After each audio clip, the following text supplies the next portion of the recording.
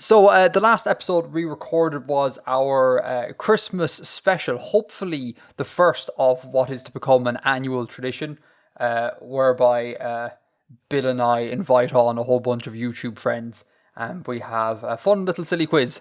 So if you haven't listened, I bring this up to say that if you haven't listened to said episode, go have a listen. It's really great and I really enjoyed making it. And I think the banter was lit, as the kids would say. So go check that one out if you've missed it.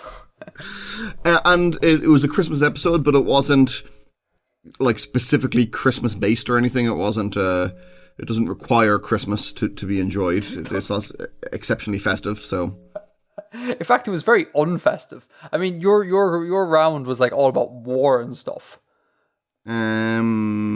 Yes, that's true. And war and Christmas aren't typically paired flavors. No. So yeah, go check it out. Links in the show notes. And yeah, hopefully next year we'll do the same thing. And hopefully different folks. Hopefully more folks will enter this sort of like world building, conlanging space. And we'll have them on for the crack. So yeah, that was that. The other thing I want to bring up, this is totally unrelated to literally everything, but it's been rattling around in my head, and I wanted to ask you a question about, Bill. Mm-hmm. I was watching The Crown over Christmas. Yeah. And for those who don't know, this is a Netflix show, and it follows the story, a sort of fictionalized account of the story of the British royal family. And it's a really good show. It's really well made. I think it's really interesting. And I didn't know a whole lot about the royal family before this because, like, who cares? But as I watched, I was like, oh my God, this family is like, it's so interesting. And like, there's so much scandal and drama and like, just so much going on with them. And then it occurred to me to think like, I wonder, are the British royal family particularly interesting and scandalous? Or is there examples from around the world and throughout history of kind of like super interesting royal families? And I was thinking of this from a world building perspective to be all like, I wonder who could I look to for kind of juicy scandal and drama in the sort of royal family sphere. So do you know anything about this bit at all? Do you know anything else about any other royal families? A little bit. Like, I'm by no means a monarchist, but I find the concept kind of really interesting. Every so often I like to read about what pretenders to thrones still exist. Oh, so you mean like the distant third cousins who could potentially be like the king of Slovakia or whatever? Sometimes that, but also just kingdoms that don't actually exist anymore, but the families, the descendants still exist. So, for example, I was just talking about this with someone the other day. There's the Crusader Kingdom of Jerusalem, mm-hmm. which was set up in like the second or third Crusade or whatever. And there are people who can still claim a descent from the last king of Jerusalem.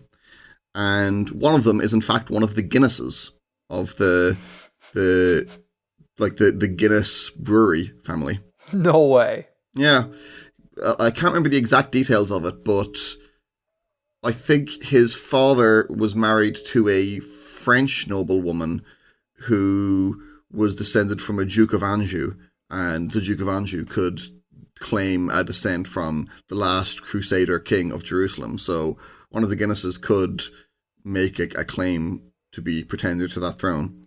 Wow. Now, they don't, but like by the rules that are there, he could.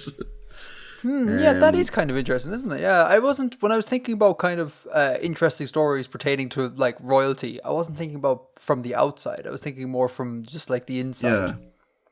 And it's just the last point on that. Like I hate the trope in media of people being heroes because of their birthright. I absolutely loathe that. It really annoys me.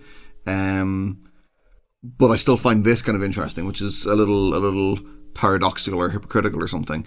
But as regards like intrigue within royal families, I I mean, everything in Game of Thrones is from historical sources. Mm-hmm. The War of the Roses? The War of the Roses is a big influence, yeah. And I don't know the Wars of the Roses that well. There's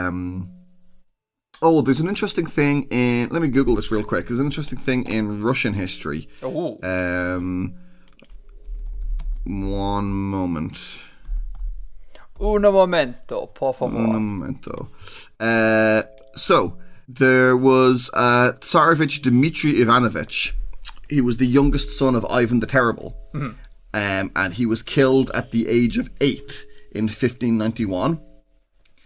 But for the next 20 years or so, various people pretended to be him as political things or to claim the throne for themselves. So there's 4 false Dimitris.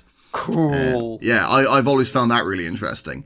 I think a few of them were like reasonably successful. I think like the first and the third one were reasonably successful, something like that. Let me see. Oh yeah, the first one actually ruled as Tsar for a while. That was 1605 to 1606, and then over the next 4 or 5 years, a few other people tried it as well. And like, how was this caught out in the end? I don't know the full details. I think they just got killed. I think they just lost wars, like civil wars. So there's that. I guess there's stuff like the idea that Anastasia survived the execution of the imperial family, but that kind of goes more back towards the pretenders type of intrigue. Yeah, and I suppose also conspiracy as well. Yeah, absolutely. Like, yeah, not related to royal families, but you know, like a particularly juicy conspiracy relating to like notable historical figures is like the whole thing about like, did Hitler actually kill himself, or was he transported out of Berlin from that bunker or whatever before he had a chance to do it? And like, is Eva Braun, was she still knocking around? I think she'd be too old to be alive now, and all that sort of jazz. Again, that's a slightly different thing to just be all like, here is a royal family, and like, no conspiracy, just facts, and look at the mania that ensued. Yeah. For, listeners in the comments, if you know of anything, point me that way. I'm looking for something like, Edgar, you should check out Romanian royal family from 1500 to 1600. That's the sort of thing I'm looking for. And then give me like a newspaper headline to like a summary of what occurred. That would be great. Yeah, I mean, like there has to be tons. Not a lot of them come to mind right now, but like the Roman emperors and stuff. I mean, they were up to mad things and murdering each other and. Mm-hmm. And I suppose as well, non-European would be great. Of course, yeah. So like, if anyone knows any sort of intriguing stories from like an African dynasty or whatever, let me know. That'd be really interesting. Yeah. Anyway, that was that. I just wanted to know what the best royal family was. Shall we do some follow-up? You have follow-up from the last show, correct? I do have follow-up from the last show. I made 2 errors that I would like to correct. Tot. And my excuse here is that it was, I think we recorded on a Thursday or Wednesday. Anyway, it was some day that I was working late and I was very tired, and I was very tired when I was recording after a long day of work. That's no excuse, Bill. Really, this can't stand. This behavior is not warranted. This is no good. So the first thing that I want to point out is Spain is not Italy. It is, in just in case fact, anyone was confused about that. They are different countries. I was talking about a historical character, Miles Kyo, who is from my part of the world, and was one of the commanders in the Battle of Little Bighorn. And his military career started in Italy, fighting for the Papal Army. He's not fighting against Garibaldi in Spain, because that didn't happen. So that's the first one. Crimes against the Spaniards and the Italians. Please forgive me, my Mediterranean cousins. And I was also talking about the Battle of Jutland. There's 2 spoilers there for anyone who hasn't done my round of the quiz yet. And I said that the ships from the Battle of Jutland were later scuttled in Scapa Flow, and that they're used as a source of low background radiation steel. I was kind of conflating a couple of different things there. The Battle of Jutland broke the German Imperial Navy and crippled them, and it was later that they were taken to Scapa Flow. It was after the war they were taken to Scapa Flow and scuttled, and I think they scuttled themselves. I think the crew were imprisoned there, and they scuttled themselves to prevent the British using their ships. But anyway, yes, I was conflating the later capture and imprisonment and scuttling in Scapa Flow with the Battle of Jutland, which it was not the same thing, but the latter was a consequence of the battle. That's not that bad. No, it's not. No, it was bad. But the first one was horrible. Mild correction. Yeah, I always feel bad when I confuse different countries, because it's a thing that annoys when it happens to me. So apologies again, Spain and Italy. Not to get all like 2 Irish blokes complain about colonialism for the umpteenth time. Oh no, let's. I'm always up for that. But I don't know, man. Maybe in my old age, I'm just becoming increasingly more patriotic or something. But it increasingly annoys me when people refer to the British Isles, use that term, and it used to never annoy me before, because I used to be all like, oh look, it doesn't matter, and I used to use it as well just for convenience, to be all like, oh look, most people understand British Isles, and if I go into any greater level of detail here, we run the risk of confusing some poor American or whatever.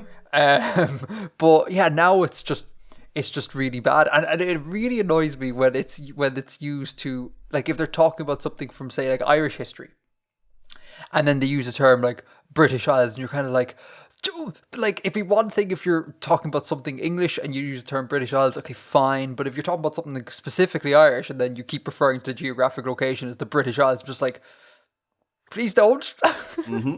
It's really frustrating. Another quick tangent, and I promise this is a quick one, on the subject of the Navy and seafaring and all sorts of jazz. I'm sure you're aware of the sea shanty trend that's happening on TikTok at the moment. I am. Thoughts about that? Are you pro sea shanty, pro 2021 being the year of the sea shanty, or not? Yeah, I'm into it. I think, like, first of all, it's just kind of nice and wholesome, and doesn't really harm anyone. Mm-hmm. And it's not like we're like appropriating anything really. There are like things to be made about they're from Black American work songs and stuff, but I think it's not really a living thing in the same way. So it could probably be harder to claim it as appropriation, though I could be wrong. Yeah, it's kind of nice, and it's collaborative, and it's there's kind of a low barrier to entry for it. It doesn't require a huge proficiency in singing or anything, which is good. And I think there's a lot of loss of the idea that music should be fun and collaborative and just a thing you can do and that you don't have to be an expert at. And I think that goes some way to rectifying that. That last point is really important. I fully agree with that. I think lots of people, music is not meant to be, it's not really meant to be a thing that's studied in academia, and, only trained singers can sing and only trained musicians can play. It's just, everyone's just meant to sing, that's what we do as humans. And it doesn't matter if it's not amazing and if you're not the best singer in the world, you just sing, and that's it. I fully agree with that. I love it because it has it just makes you feel piratey. Like the actual, I don't know what it is. I studied some of the harmonies for that Wellerman song. It'll be linked in the show notes, and like they're not anything special, or there's not anything particularly unique going on, but there's just something about the accents used, the language used, and the kind of nondescript harmony used that just invokes this sense of like awe and wanderlust. Like we're traveling across the open seas and the world is our oyster, and it's brilliant. And through following this trend, I've stumbled across this sea shanty band called the Longest Johns. They'll be linked in the show notes, and their back catalogue is just wonderful. And it's just four blokes singing about the open sea constantly, album after album, and it's just glorious. It's so wholesome and it's so lovely. And given how terrible 2020 was, it's a really nice opening to 2021 to just sing about like sea shanties. I love it. One of my really good friends is a big sea shanty person, has been for years, and would very often like send me a sea shanty, or like we'd talk about them or whatever. So she's been really enjoying this. So I've been glad to see it go mainstream. And over Christmas, well, over New Year more so, I was playing Assassin's Creed Rogue, which is one of the very naval based Assassin's Creed games, and your crew sings sea shanties as you're bombing about the North Atlantic. Class. So it was a lot of things kind of came together. Quite anachronistic in that context, because they're 18th, they're from the 1800s mainly, and that's set in the 1700s. But I think we can let it go on aesthetic grounds. Yeah, for sure. One thing I do find really weird is when songs that I would consider to just be like Irish traditional songs are brought up in the context of sea shanties. So like the example here be The Drunken Sailor. That's a song that like we used to just sing at sessions in the house here, and without anyone saying anything about sea shanties. Like, it's just a tune. And then you go on TikTok and it's like, here's another sea shanty for you, and they begin singing The Drunken Sailor, and you're like, oh, I guess it is a sea shanty, but like it's just a trad song from Ireland. Like, it's a really weird. Is it Irish? Well, I'm assuming it's Irish because we used to just sing it here in sessions. I don't know. I mean, I think that's just the nature of folk music. Like, it's these things get shared and get interpolated and passed around. Man, I'm pretty sure it's at least from the Celtosphere. because like the language, like, it goes early in the morn, and that early thing, like, I'm not expecting that pronunciation to show up in like an English tune.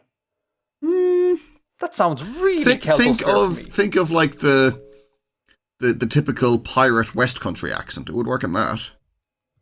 Or East Anglian accents. Hold on. Drunken Sailor. Hold on. We'll get to bed in this. Way, hey, and up she rises. I'm not sure. I shouldn't sing on the podcast. I can't sing. Origins. Okay, that's fine. Oh, maybe it is English. The song shares its tune with Roche de Vahawalia. Oh, Roche de Vahawalia. Oh, Roche. Yeah. It does actually, huh? But again, tunes shared around. Interesting. I mean, there's enough mention. Just at a really quick glance at the Drunken Sailor Wikipedia page, there's enough mentions of Irishness here that I'm beginning to think that, even if it is English in origin, it certainly has been flavoured a lot by Irishness. Oh, sure, yeah, sure. Over a while. Oh, they even have a section on the pronunciation of Early. Interesting. Anyhow, this tangent went on longer than I intended to do. So, sea shanties are great. There'll be links in the show notes. Enjoy. So those are your corrections from the Christmas quiz, yes? They are. Okay. Let's do some email. So the first thing in emails is that I just want to implore people that if they want to submit to WLRST World Lang Review Showcase thing, please don't do so via the podcast email. It just confuses everything, and I can't really tell if what you're submitting is meant for the podcast or meant for the worst. It's just crazy. So if you want to submit to the worst, I'll leave the links in the show notes and submit via that link, and then only use the podcast email address for podcast related things. PSA, please and thank you. That okay, Bill? Absolutely fine. I agree and encourage. Cool. All right, so let's launch at emails. First one, Bill. Okay, the first email we have here is from Julian Dobler.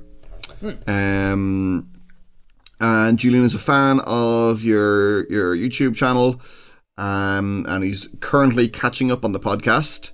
Woo. And he's wondering, do you know any sources, either scientific or world building, about climate modelling on planets with just one Hadley cell per hemisphere? Should he just use the same method of regular climate modelling and tweak it to suit his needs? Are there any tips to follow or anything that you would recommend for this? So yeah, this is one of those ones that have bugged me for a long time. I can't find any scientific papers on this. I have tried so hard and really want to make a video on it, but there's just nothing out there. I would recommend Julian, go with your intuition there of using the regular world building climate modeling and tweak it to a one cell scenario. So real quick, I'll link these videos in the show notes so you can check them out, but I've made a video on how ocean currents would work on a one cell planet. Follow that video, lay out your ocean currents, and then I've also made a video on how wind patterns work on a one cell planet. So follow those two videos and then extrapolate. So in the main climate modeling videos, I would say stuff like, between 10 and 20 degrees when you have warm currents and onshore winds place X biome. Do the same in the one cell planet. And you'll get reasonably far. There'll be some things where it's just like, this doesn't show up on Earth. I don't know. And for that part, I can't help you. You're, again, just intuition. You have to just decide, well, what would be most likely to be here, given the zones I've already laid out. It's a nightmare, and I wish I had an easy solution. If anyone does have a paper, please link it to me, because I will promptly make a video on it if I can find the correct information. Cool. The second email we have here is from Elijah Gertch, looking at moon mechanics, working on Moonbuilding, and wondering how two moons of different orbits would affect each other's orbits through their gravity if they were to pass close enough that it could take effect. Thinking that one moon would have a circular or a nearly circular orbit, while the other has a more eccentric orbit.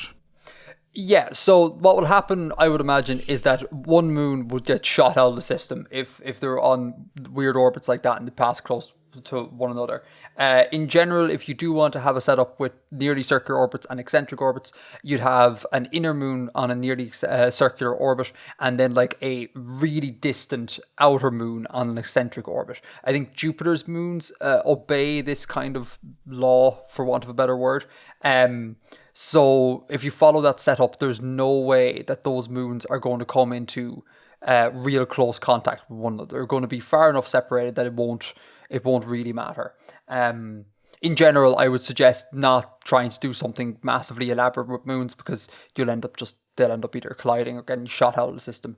Yeah, I'm a big pusher of orbital resonances with moons in terms of world building, as per the last WLRST video, when someone made a really nice calendar based on orbital resonances of moons. That's what I would encourage you to do in your world building. Cool. All right. Very good. That was remarkably succinct, Bill, for me. Tangent avoided. And the next one is from Thomas, and is wondering what software you use for animation and drawing, and if you have any advice on hardware and cameras and things, as Thomas is a bit of a YouTuber themselves and is looking for some of your tips or advice. Some of your inside baseball, as you confused me with a while ago. Inside baseball. Okay, so real quick, in terms of software, I just use the Adobe suite. I have the full Adobe suite, so I use a combination of Photoshop, Illustrator, After Effects, Premiere Pro, Audition, etc. That's all I use there. I don't use any other non-Adobe products in my animation workflow, I don't think.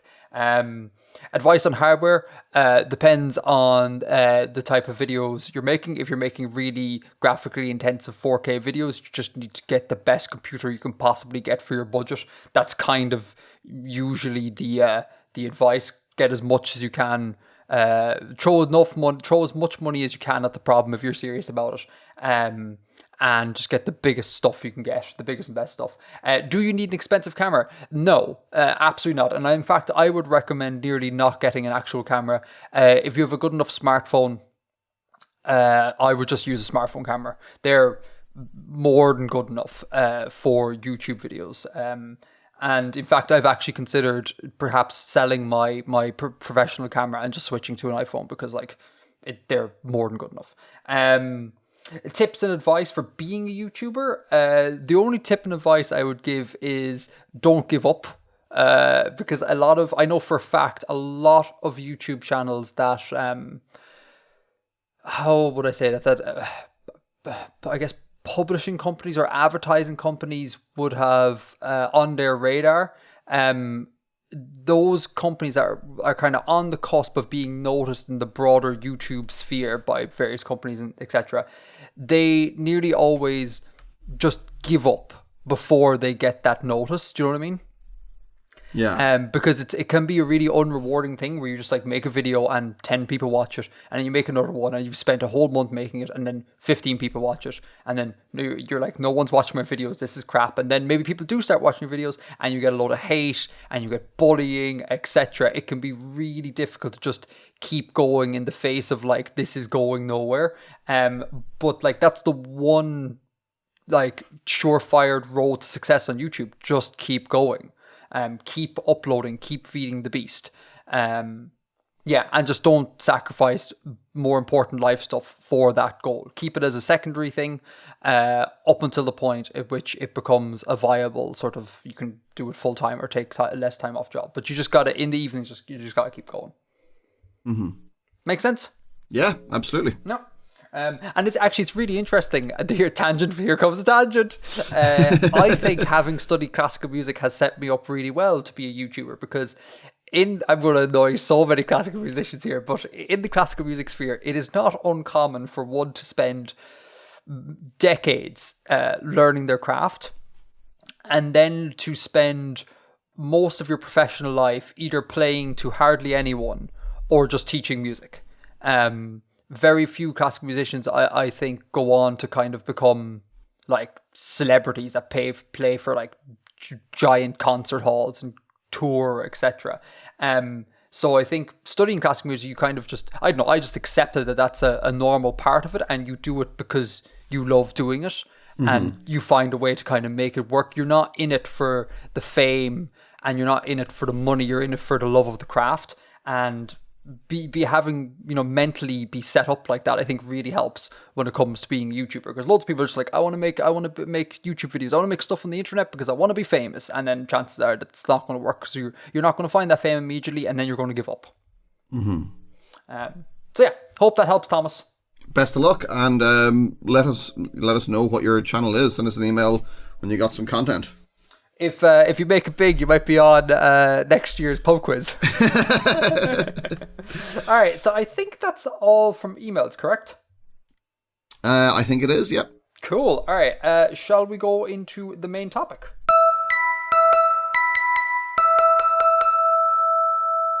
So I just made a video called Flat Planets, If Planets Were Pizzas. Did you watch it, Bill? I did. Oh, hiccups. I'm just going to make you talk loads in this section with your hiccups. I did watch it. I did, and I enjoyed it. Any thoughts on it? I have one kind of thought that I'd like to share, but if you've anything, go first. Again, because I'd like you to talk with your hiccups. What bits did I find compelling? The idea of the flat planet, but with a gravity towards the gravitational center, so that as you progressed along the flat surface, it felt like you were going uphill. That was a really compelling idea.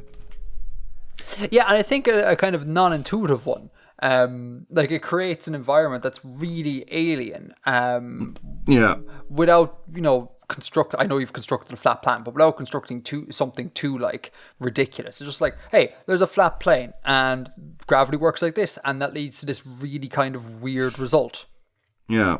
Yeah, my thing was, what did you think about I got some comments that were, ranged from disappointed to outright angry at me for bringing up the flat earth and also debunking the flat earth when what it is I'm supposed to be doing is world building.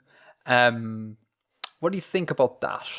So people were defending or just saying that you need to be more open-minded or what? No, it was more like I thought this was a world building channel, and here you are just bringing up the flat earth for like the umpteenth time on the internet and going over the same like debunking arguments that have been done over and over again. Just please world build and leave this alone. But you were world building. I was, and I think you took that as a starting point. I did, but also the kind of implicit thing that I was trying to do, and I wonder if it came across, was that I think the flat earth model, in air quotes, is world building. Like, it's a fictitious story that a bunch of people have made up that have suspended the disbelief of like a whole bunch of people. So it is world building, and it's something that like literally you could just take and be all like, that is my setting. Like what they believe is my setting. So I was like, I really do want to bring it up because I think it's really good world building. It's bad science, but it's really good world building. And then I felt bad I would have felt bad if I brought it up and just addressed it in a sort of clinical manner. Like, this is what they believe, X, Y, and Z, with no commentary, because then it's kind of, you feel like you're, propagating false information. And whilst I'm sure lots of people who are on the internet know about the flat earth and know the tropes of it, etc., I'm sure there's a whole bunch of other people who don't, and they might find the video 10 years down the road when no one cares about the flat earth anymore and go, wow, that's a really interesting model of the universe that guy proposed. So I felt like bring up the flat earth because it's world building, but also debunk the flat earth because that's just ethics. And I think in the interest of being scholarly complete. How do you mean? Like, I don't know. It was relevant to your topic. I think the video would have felt incomplete if you hadn't done that. Yeah, I could see loads of comments afterwards being all like, you spent 20 minutes talking about the flat earth and didn't actually ever talk about the flat earth. Yeah, exactly. Yeah, so those comments gave me pause for a second. I was kind of like, is this reasonable? And then I was like, I don't think it's reasonable. But then I also don't want to just dismiss criticism, being all like, all criticism is unreasonable. Because that's a poor way to No, it's live. the audience who are wrong. Exactly. But yeah, and I think just one more point on it. It's going to be a very short main topic section this month. I think for the first time in a long time, I'm really happy with the look of the video. Really? Because I don't know, I think I fell over the past maybe half a year, possibly more, into the trap of like, once you know how to use After Effects and make stuff move and, blink onto screen and fade and warp and all of this sort of jazz. Star wipe. Yeah, exactly. I think one can do these things way too often, all these like transition effects, whatever. And I think I was falling into that hole, and then the length of this video forced me to be all like, look, Edgar, you need to be economical here with your animations. You can't animate literally everything, otherwise this video is not going to come out in any decent time frame. So I think it struck a really nice balance and a really sensible balance of like, look, if something needs to pop on screen, just let it pop on screen. It doesn't need to wipe on screen. It doesn't need to do a zoom animation. Just let it happen. And then the times where you really need animation, like when you show stuff orbiting one another, then bring it in. And like that then provides visual contrast. So you have the kind of more, I don't know, how would you, stilted sections where things are just like popping in and off, on and off screen. And then the more fluid section where stuff is moving. And I think it strikes a really good balance. And I was happy with it. Now, if you come back to me in a year's time, I'd be all like, it's trash. I didn't know anything about motion graphics at the time. But I don't know, for first one in a long time, I've been like, I'm happy with that, which is not a thing I often say. So I was pleased. I think that's Flat Planet's done. One last thing before we leave, actually, is I found a really interesting video that I cannot find at the moment. I'll find it for the show notes. And it talks about the sort of philosophy of the Flat Earth movement, and how it's like, it's like a big tent conspiracy, they call it, where it's like, it's one of those conspiracies where in order for it to be true, like literally everything needs to be a lie. So once you buy into like the Flat Earth, you buy into kind of like mass conspiracy, and doing so makes people who believe in such conspiracies really susceptible to moving between to and from big tent conspiracies. And there seems to be a really interesting movement here, that the argument in this video is that the Flat Earth is on decline at the moment, and less people are talking about it, etc. And I think it's because the Flat Earthers have all shifted to QAnon, which you'd be all like, that's a bit weird. Like, we went from like this sort of geofiction conspiracy to this kind of like crazy Trump-based conspiracy thing. I don't really know too much about it because it sounds stupid. But this guy really ties it in really well, and it's kind of like, no, this is just a different flavor of big tent conspiracy. And when you inhabit these big tent conspiracies, you can believe in loads of them at the same time, because they never fully contradict one another, because all contradictions are just we're being lied to. And I just think it's really interesting. It's a whole, like, I think it's like 40 minutes long or something. It's really well shot, this little kind of like Flat Earth QAnon conspiracy documentary thing, and it's really well made. So I would encourage people to go check it out. And it's a really good exploration into the mind of a flat earther. I have absolutely no difficulty believing that to be true. Yeah, I would still watch the video. It 100% tracks. Yeah. It's fascinating, and it's just, I don't know, man. I've said it before. I love the Flat Earth conspiracy. I just think it's great. Like, not that I'm a believer in it, and not that I believe conspiracies. I don't. I think they're nonsense. But again, as world building, it's just so good. It's like they're doing world building, and it's really interesting to watch them like explain their setting and things like that. It's just great. And then, but all other conspiracies, I don't care. Like, you know, when people go like chemtrails, it's like, I'm not interested in like, oh, the military did it things, because it doesn't construct the world per se. But the flat earth thing just so perfectly hits for me as a world builder. I'm just like, I absolutely love it. And I'm actually a little bit sad that it's on the decline, because I'm like, oh no, please keep going. Please keep inventing your world building. You're doing so well. You're doing so well. And for the sake of just completion here, I obviously do acknowledge that there are like a load of like really toxic elements of the conspiracy beyond the sort of toxic anti-science thing. But like, you know, there's lots of hate speeches used. There's, you know, a lot of the people in this field or whatever are, I get the impression, are not the nicest folks in the world. So there is always that kind of like dark side to these things. It's not just a fun, quirky conspiracy and things like that. There's always that sort of nonsense. So I'm not condoning that. I'm not saying the flat earth is great because of that. I just really like the flat earth, clinically looking at it as a piece of world building. I think it's just awesome. Anyway, I'm convinced that like 15, 20 years ago, like before it had a big resurgence, it was mainly a joke thing. Like I was aware of it mainly in connection to kind of Discordian groups and stuff, where it was very much satirical. Define Discordian group. So Discordianism is a kind of a joke or a religion, depending how you look at it, based around the goddess of chaos, and it's kind of rooted in 60s counterculture. There's a series of books called the Illuminatus trilogy by Robert Anton Wilson, who will probably be quite familiar to a lot of people who are conspiratorially minded or into conspiracy theories, which is kind of a fictional text that goes a lot into the philosophy and the lore of Discordianism. And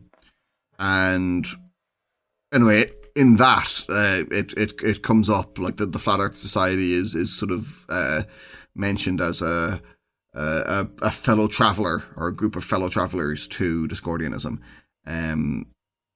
So I always kind of viewed it as a very knowing, jokey kind of thing.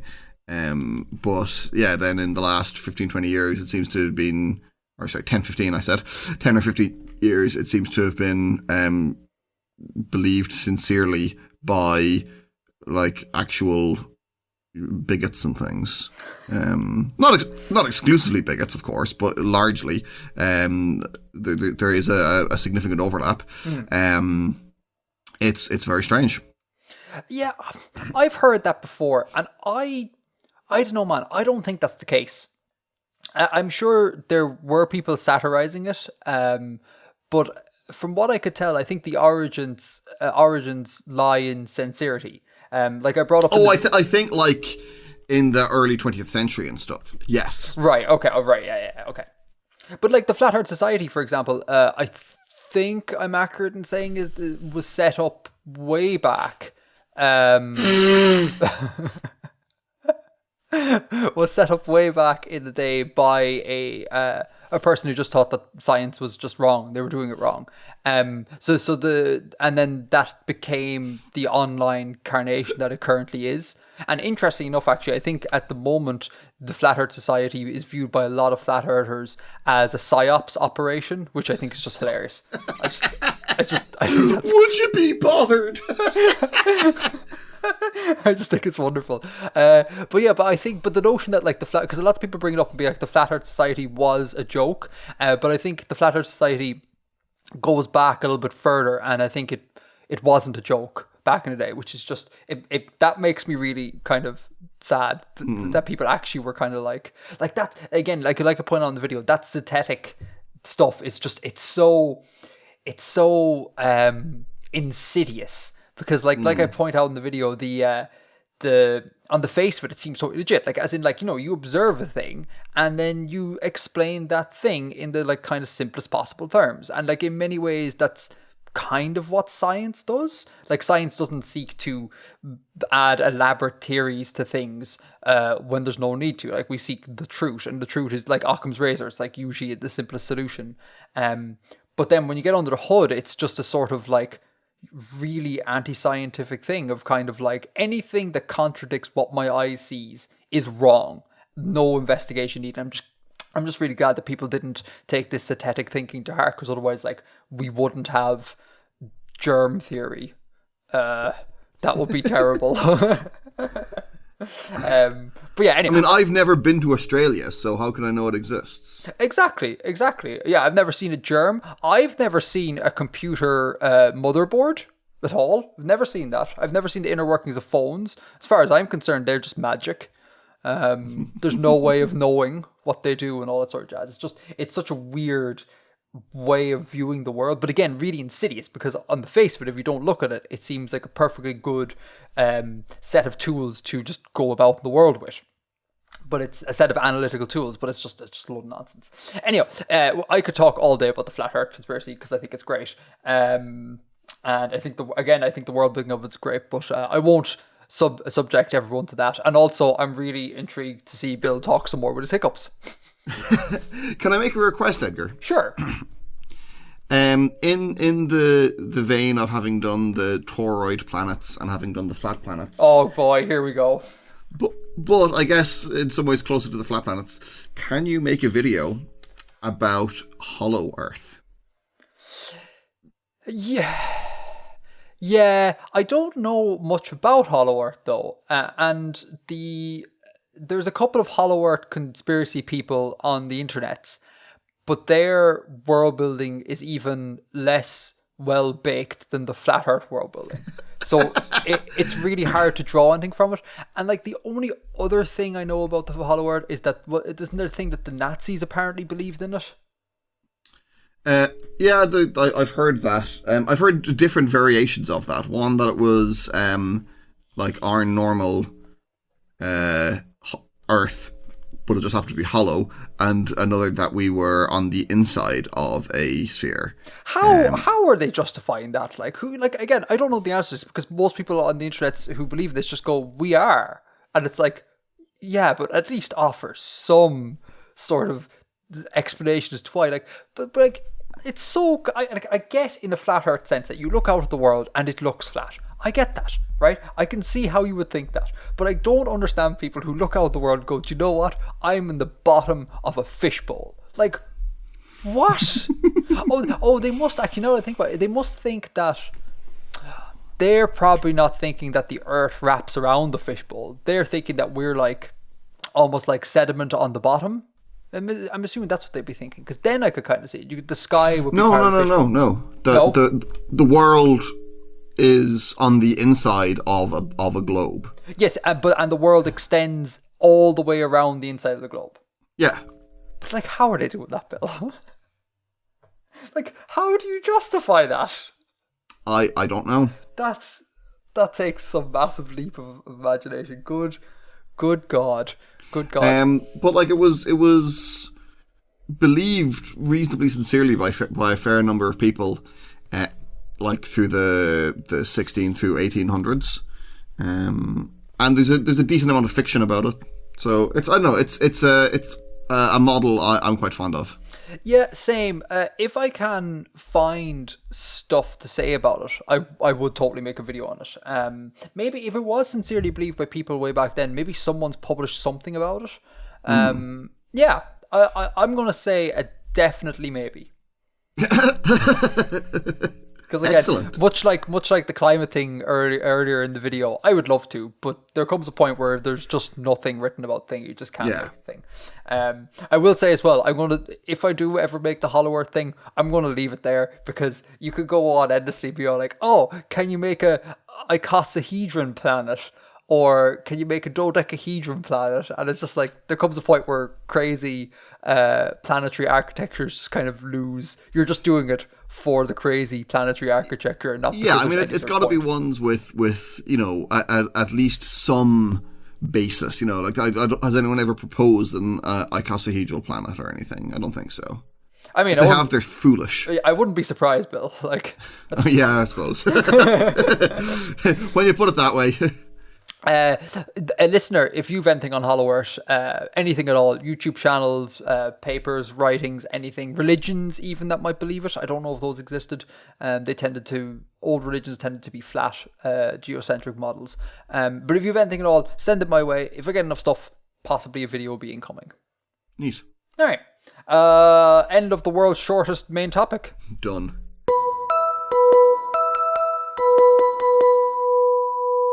Green room time, and we are back with another slice of Bank of Artifexia. Insert Excellent jingle stuff. that has not been written. Full disclosure, I am going to bring up 2 letters that I got. I have another 2 sitting in the mailbox at the moment. I'm going to talk about them next month. So if you've sent a letter and it hasn't come up, it's more than likely sitting in the mailbox, and we'll get to it next month, just to spread it out a little bit, and not to have a massive green room at the end. So the first letter comes from a person called, I'm going to go Chöbe, CHÖÖBEH. So I'm just going to take that as being a lengthened vowel in the middle there. Chöbe. Anyhow, Chöbe writes, enclosed you will find bills from the Philippines, Egypt and Israel. I would have included money from Dubai, but I spent my last bit of cash on sweets, brackets, not enclosed. Very much enjoy your podcast and YouTube videos. Y'all's enthusiasm is infectious and a great source of inspiration and joy. Thank you, Chöbe. That's really nice. And I really do like not enclosed thing. That's great crack. Yeah, no, I appreciate that. I appreciate that. And look, I support you spending it on sweets. I'm all for that. Yeah, for sure. If I'm for it if those were licorice flavored sweets. Otherwise, those are false sweets, and stop worshipping at the altar for false gods. No good. I'm specifically against it if it's licorice flavored sweets. That's an incorrect stance to have. So anyhow, we already had some money from the Philippines. So that's not a new contribution to the Bank of Artifexia, but that's still okay. This is all in the show notes. Go check it out. We have the 20 Philippine peso. Which converts to about $0.42 US. On the obverse, we have a chap called, it's like an orange bill, kind of like, monocolored orange bill. On the obverse, we have a chap called Manuel L. Quezon. who I believe, if I recall correctly, he was a president, I think. You might want to fact check me on that, Bill. We also have, from a conlang perspective, or from a language perspective, we also have an image of the declaration of the Filipino language as the national language. I think that's like on the left of the obverse there, if you check it out. So that's pretty cool from the language nerd in me likes that. And then we have an image of the Malacanang Palace, whose pronunciation I've completely butchered. And on the reverse, we have the Banaue rice terraces. Apparently, these are the 8 wonders of the world. They look baller. Links in the show notes. And we also have a little Asian palm civet looking all alluring there in the middle. So, 20 Philippine pesos. Civets are very cute. They are. And even this graphical representation of a civet looks very, very cute. And there's kind of a wee kind of map outline of the Philippines on it as well. I always thought it's so weird to live in a country. You know the way, like, Ireland, like, you know, you draw a map of Ireland, like, it's really, like, any kid can kind of approximate the sort of cute teddy bear shape of Ireland. It must be so weird for people who live in countries with, like, extremely complex borders to draw it, you know? Like, it's so complicated. Anyhow, there you go. So that's the 20 Philippine pesos. Then Chube also gave us 100 Egyptian pounds. This is a new contribution to the Bank of Artifexia, and I believe if the map I'm looking at is correct, this is the 4th country in Africa we got, which is awesome. And so 100 Egyptian pounds is $638 US. And on the obverse we have the Sultan Hassan Mosque. And on the reverse, we have the Sphinx, which, you know, it's standard. If I was going to make Egyptian money, you know, there's going to be the Pyramid of Giza on one note, and there's going to be the Sphinx on the other note. So I would expect nothing else. Other than that, I like it. The color scheme is this kind of very muted, like green-red sort of color. It kind of is very evocative of like Middle Eastern rugs. That sort of color scheme. I enjoy it. I really like it. I think it's cool. Okay, interesting. The pyramids don't seem to appear on the banknotes. Get out. We've got various mosques. We've got a statue of Ramesses II. Look on my works. You've got the guys seated outside the Abu Simbel temple. No actual pyramid. Do you think of the temples? Do you think it might be a case that like the Pyramid of Giza is like the equivalent of like leprechauns for Irish people? Where they're just like, we know... They're just sick of them. Yeah, they're just like, we know Egypt pyramids, we get it, we're more diverse than that. Let's not focus on that, let's have different depictions on our currency. I can also see that being a thing as well. But yeah, and as always, the script is just baller. I just absolutely adore the Arabic script. It's just so beautiful. So yeah, that was the 100 Egyptian pounds. Thank you. New submission into Bank of Artifexia. Love it. And then another new submission, also again from Chubek, is the 20 Israeli new shekels. And this is a very simple note. I really like it. It's like a I suppose it's bichromatic white and red. Really simple, really nicely stylized, really like it. On the obverse we have a woman called Rachel Bluestein. I think Rachel is or was a poet. We have a snippet of a poem called the Kinneret on the obverse as well. And on the reverse we have the Sea of Galilee, a very kind of stylized image of the shoreline of the Sea of Galilee, and another snippet of a poem that I'm assuming Rachel wrote called Perhaps It Was Nothing ...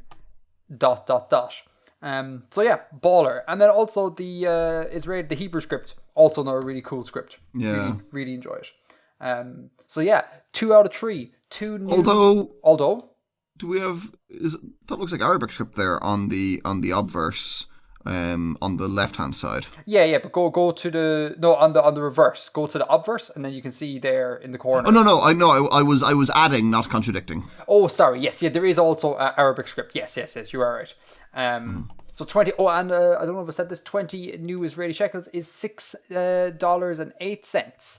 So close enough to 100 Egyptian pounds. So close enough to 100 Egyptian pounds. Exactly, yeah. So thank you, Chube, for that. That's really cool. And again, 2 new submissions, and particularly in Africa, I like it because we have a paucity of stuff from Africa. We kind of have Eurasia fairly well covered, and then Africa's not great. In fact, geez, we even have Southeast Asia is better covered than Africa. So yeah, so awesome. Then our next, apologies for the sound quality here as I move around grabbing letters. Our next submission our next and last submission comes from Samuel de Barba, who has been a contributor to the show numerous times in the past. Yes, long time listener and contributor. I am going to include just a snippet of the handwriting here. I hope that's going to be okay with Samuel, because Samuel has written this exquisitely written note. I'll send you a picture afterwards, Bill. Throughout the note, Samuel, is at pains to point out how terrible the handwriting is. That is inaccurate, because this is beautiful calligraphy. Actually stunning, and I wish I could write like this. So I'll include a little snippet of a line or two. It's awesome. So Samuel says thank you. There's a page of thanks and stuff like that, so I'm not going to read that out for the sake of brevity. So it goes. Now to the business at hand. The Bank of Artifexia. These notes are a bit old, bit odd, as they are the local currency from the Lake District in England. Like many local currencies, the Bristol pound, Brixton pound, some currencies from the Basque regions, it was designed to stimulate local economy. Regretfully, the COVID pandemic ended the use of the Lake District pound. I received a double order and thought you might appreciate the uniqueness of them. I am not personally fond of the generic fonts and the portraits, but the very modern views, I think, make up for it. Use a blacklight if you have one. I do not have a blacklight, unfortunately. So, but thank you, Samuel the Barber. We have 5. Samuel submits 5 Lake District pounds, which I can't find a conversion rate. I don't know what they are to They're pounds. This is the next question I'm going to ask. How do they convert? Do they convert? What's the difference between these and pounds? Why not just use pounds? I don't really understand. I would have assumed that they were just pegged to the sterling, but they're just kind of they'd only be accepted locally. And so how does that stimulate local economy? Because you have these and you spend them locally, and they don't go elsewhere.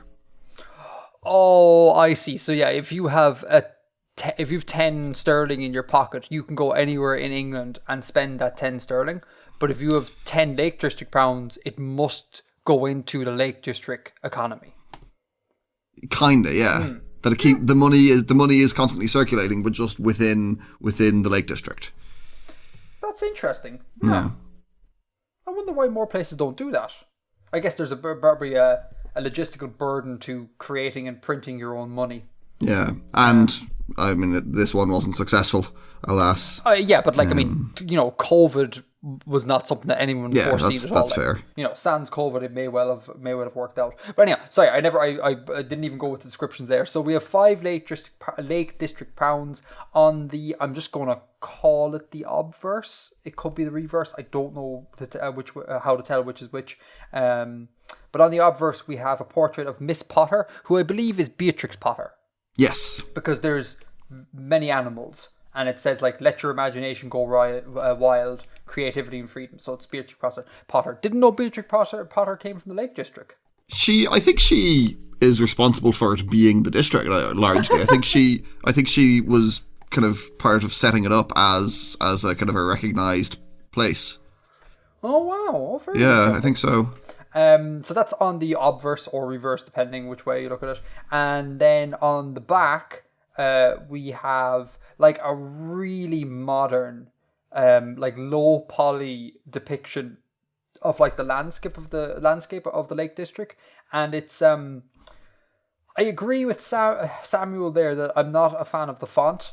I'm not a fan of the generic sans serif font, and I'm really not a fan of it coupled with the sort of handwriting font. I don't like that contrast whatsoever.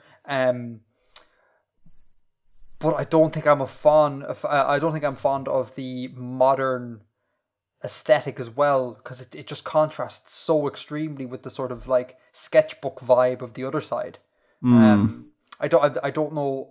I think I would like it better if the entire note were this low poly scenery, and not this weird contrast. I don't know. What do you think, Bill?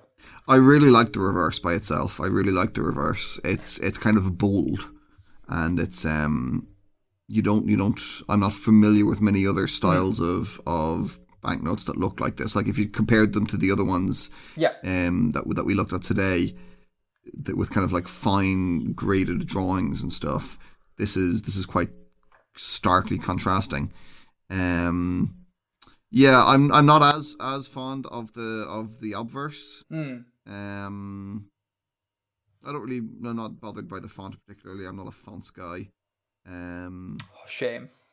But yeah, no, I really like the reverse here. And so then the 10 Lake District pound note as well. Same vibe. On the reverse, we have this like low poly landscape. Again, in both notes, they're pointing out notable like mountains or hills, depending on which way you view it. And the color scheme again is great. It's a really good piece of graphic design. But again, when we go to the obverse, we have this sketchbook vibe thing going on with the handwriting fonts that I don't really like. But anyhow, the bloke here on it is a guy called Sir Chris Bonington, and apparently a little bit of digging on him. He's a mountaineer. Shock horror, given the amount of mountaineer-related pictures surrounding him. And I think he climbed Everest or something like that at some stage. So there you go. A 5. And what's his connection to the Lake District, or is it just kind of a cool guy? Oh no, I assumed he was like born in the Lake District. He was born in London. Oh, okay. Did he live in the Lake District? He's a deputy lieutenant of Cumbria. Does the Lake District overlap with Cumbria? It's located completely within Cumbria. Well, there we go. Sir Chris Bonington falls out with Lake District conservationists. Oh dear. We're getting political. Back away. Features on new. Yeah. Okay. Yeah. So there you go. They're really. It's cool. Again, I'm with you, Bill. I think if it was all done like the reverse here in this very stylized way, I think that'd be baller. I don't think it jives with the sketchbook thing in the back. Yeah. I would never have guessed that upon embarking on the Bank of Artifexia, that like I thought I just receive money from like standard currencies from around the world. I didn't realize that there were kind of all these non-standard currencies like the Canadian. Remember the Canadian bills? The tire money, exactly. Yeah. And then we have these local currencies, and I think someone made noises about sending in currency from their fictional world as well. Dope. Yeah, really dope. I don't think we received that. How do we put that on the map? Yeah, I know, right? They'll have to submit their map as well, and we'll have to put that underneath the world map. But yeah, I would have just thought that people are going to send me Romanian money, but like loads of cool things are coming out of this, and like loads of old currency. It's just great. I just really, really, really enjoy this. So anyhow, last thing I'll say on this is, or last thing I'll request is, I'll put a call out for notes, if that's okay with you, Bill. I would really like if anyone has Indian money, Mexican money, or Argentinian money. Although, Bill, did you not get Argentinian money for me? Yeah, I'm pretty sure I did. Did you send it to me? Or maybe Argentinian was the one I didn't have any left. I sent you some others though, I believe. Yeah, did you? Well, you've got Brazil on the map. Yeah, but we got Brazil from a listener for sure. What money did you send me?